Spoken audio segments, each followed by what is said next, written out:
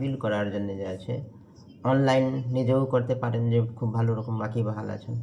আর facilitate করার জন্য আমরাও এসডিও অফিসে ফ্যাসিলিটেশন সেন্টার করে দিয়েছি, সব এসডিওকে লেটার করে দিয়েছি, নোটিশ করে দিয়েছি কি যাকে সাহায্য লাগবে ওখানে করতে হবে। কদিন চলবে এটা এখন আছে কি যখন পর্যন্ত লোক আসছেন আমরা তো হেল্প ডেস্ক রাখছি ওপেন। ট্রাইব্যুনাল কি চালু হয়েছে বা কিছু প্রস্তুতি কিছু না হয়েছে? আপনাদের মাধ্যমেই যে জানতে পেরেছি, এক দুজনকে তো হিয়ারিং হয়েছে, যে প্রার্থী সব হয়েছেন, मीडिया के माध्यम से ही জানতে পেরেছি।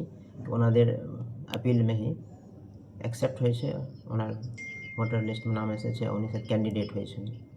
স্পেশালি দেখছিলাম মুর্শিদাবাদ জেলা সম্বন্ধে। আমাদের যে উনি সুপ্রিম কোর্টের নির্দেশে এটা হয়েছে, হাইকোর্টে করেছে।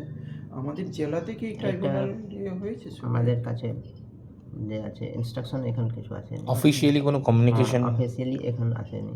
আগে একটা নোটিফিকেশন এসেছিল কি তপন সেন জাস্টিস করা হয়েছিল, পরে ফের দেখলাম কি স্যার উনি ব্যক্তিগত কারণে বাদ দিয়ে দিয়েছেন, বলছেন কি আমি করতে পারবো না, আর যে জাস্টিসকে ওখানে দেওয়া হয়েছে।